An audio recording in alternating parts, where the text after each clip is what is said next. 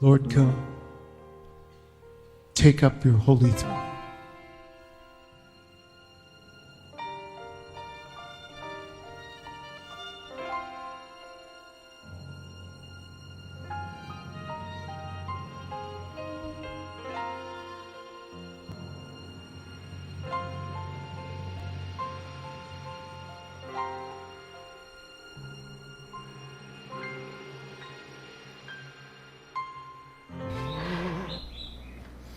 Olá, queridos, amados do Senhor Jesus Cristo, queridos e amados irmãos de Nova Aliança, do grupo Mensagem do Pastor, do Púlpito, queridos e amados irmãos que me acompanham pelo canal do YouTube.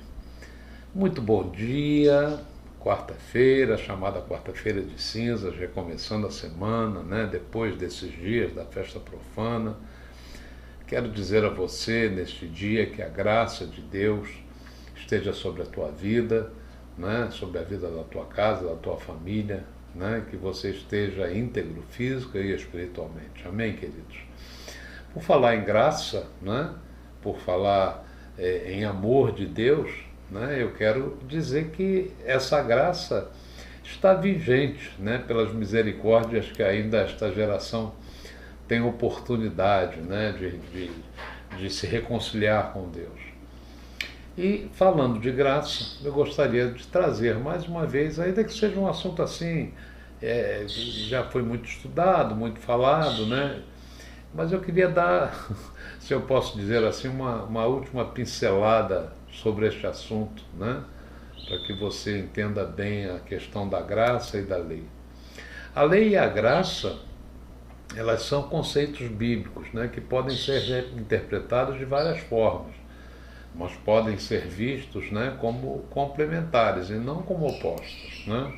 Nós sabemos que a lei ela foi dada por Deus a Moisés como um referencial, no sentido de mostrar o pecado e de separar o povo dele do povo das nações pagãs da terra naquela época. A lei ela mostra o que Deus quer e continua querendo. A lei ela não morreu, ela não acabou. A Bíblia diz que Ele é o mesmo, que Deus é o mesmo ontem, é o mesmo hoje, será eternamente. Então a lei ela não acabou, ela não foi anulada nesse sentido. Ela é o princípio que expõe o quê? Expõe o caráter de Deus. Ela descreve a santidade de Deus.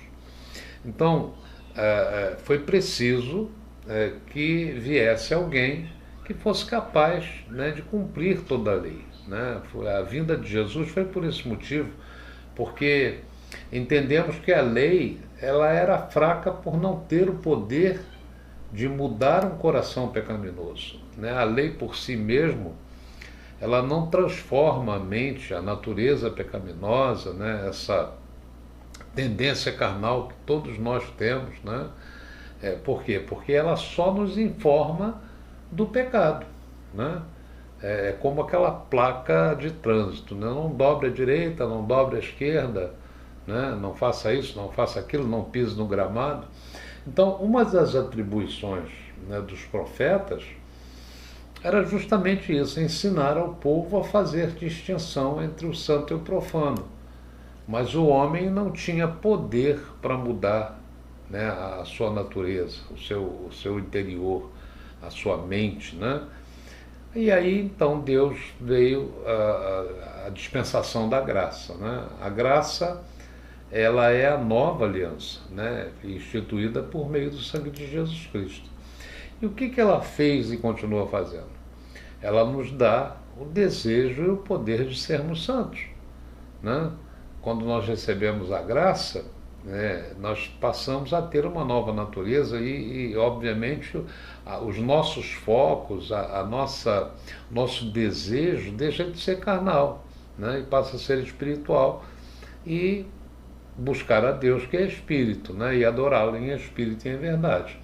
Então, receber a graça pela fé em Jesus é viver a liberdade de servir e obedecer por amor.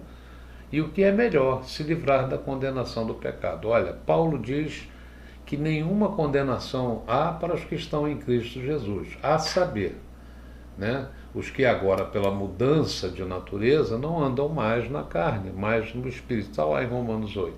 Né? Então, a lei, ela não acabou, ela permanece vigente, né? Mostrando o pecado, condenando.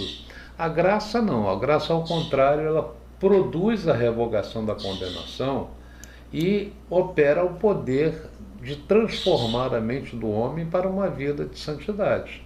Né? Então, se eu tinha desejo de matar, eu não tenho mais. Se eu tinha desejo de roubar, não tenho mais. Se eu tinha desejo de ser lascivo, já não tenho mais. Enfim, né? As coisas começam nesse sentido. Então, Jesus disse que ele não veio para revogar a lei, mas para cumpri-la. Por quê? Vamos entender isso também, né? Era necessário que fosse alguém santo, que ele viesse gerado pelo Espírito Santo e não herdeiro do pecado de Adão, porque a sua origem não é humana, né? Não manchado pela lei, ou seja, idôneo para pagar o preço do pecado, e o único que pôde cumprir toda a lei. A lei opera para a vida ou morte, né? Somente para a vida no pacto da graça. Então o crente se beneficia da lei estando debaixo da obra redentora de Cristo, né?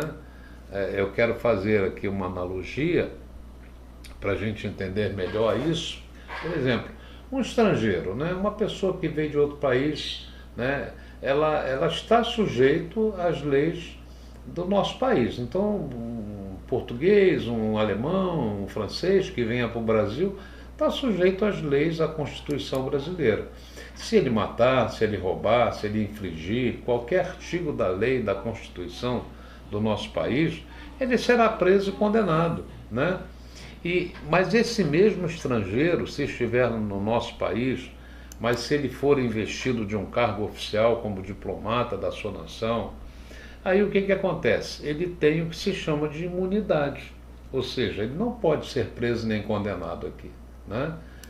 Claro, ele vai ser levado, né, à sua embaixada, às autoridades do seu país, e no máximo expulso, né, do nosso país, e aí vai ficar sujeito o quê? Sujeito ao domínio do seu país de origem.